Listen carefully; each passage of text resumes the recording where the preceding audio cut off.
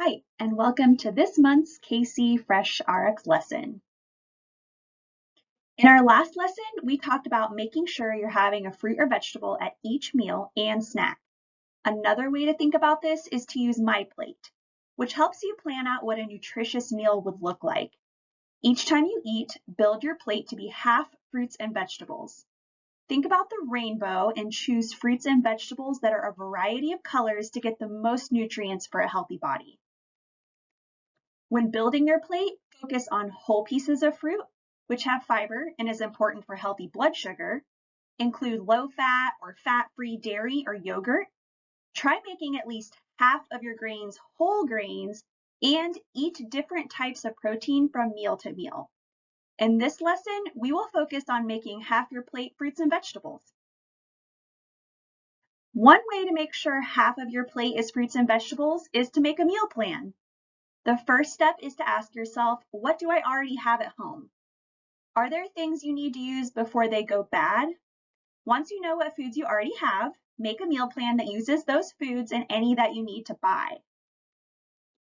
Check out grocery store ads for foods that are on sale. Then start your meal plan small with a few days or a single week, so it's not overwhelming to begin. And consider how much time you'll have to cook during those days. Think about My Plate when planning your meals so you remember to include fruits and vegetables. From your meal plan, make a shopping list and think half fruits and vegetables. In the same way half your plate should be fruits and vegetables, half your shopping list and cart should be fruits and vegetables too. Making a grocery list is important. Think about organizing your grocery list by where things are in the store. This will help you get in and out of the store faster without missing anything. For budget-friendly items, look for products that are up high or down low because the most expensive brands will be eye level or in the center shelves of the aisles.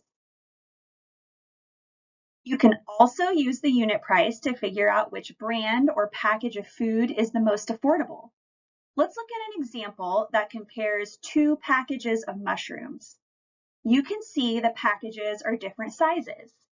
The first one is 8 ounces of sliced mushrooms, and it costs $2.89 total. The second package is 16 ounces of whole mushrooms, and it costs $4.99 total.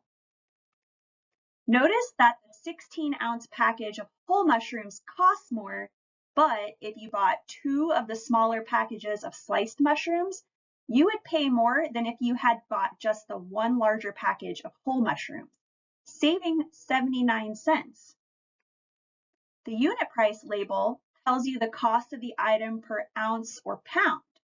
This can usually be found on a sticker that is on the shelf by each item in the grocery store.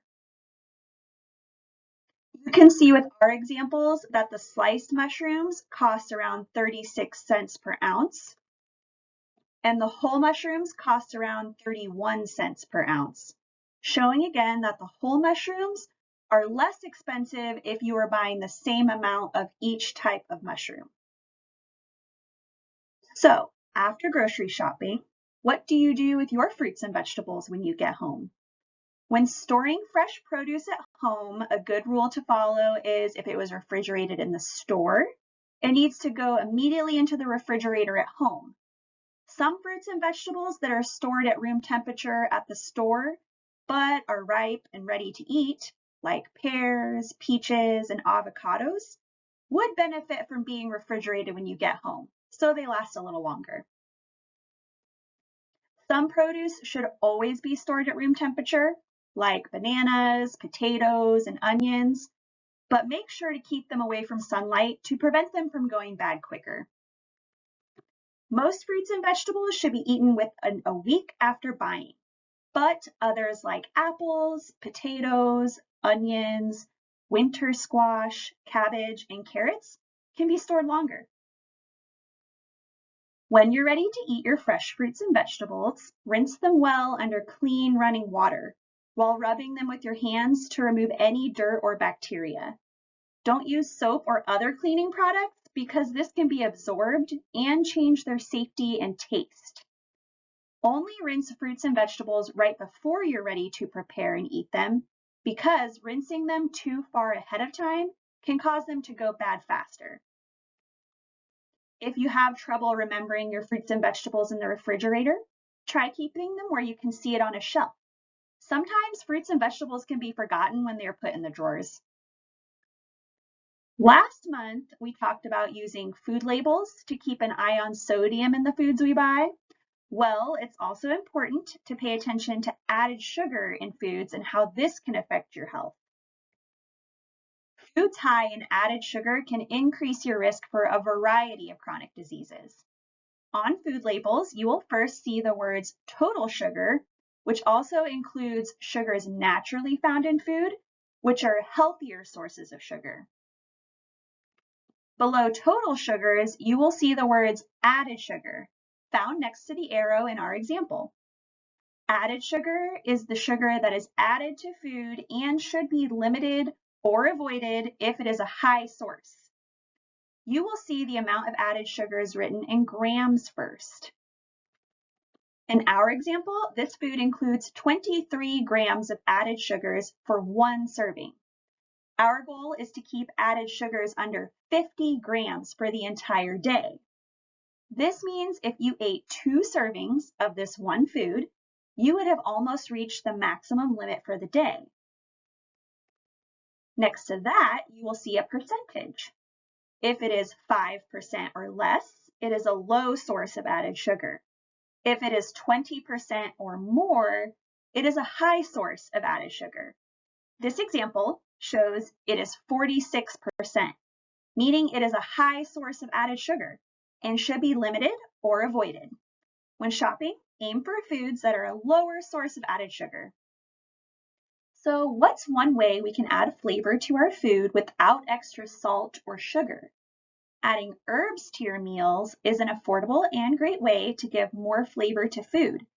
Basil pairs well with fresh mozzarella cheese and tomatoes, or add it to your favorite pasta dish.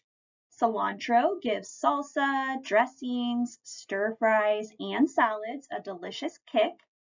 Fresh parsley can be added to almost any dish, such as roasted or grilled vegetables, pasta, soups, and salads for a fresh flavor. We've also talked about fruits and vegetables you can take with you on the go when you don't have a lot of time.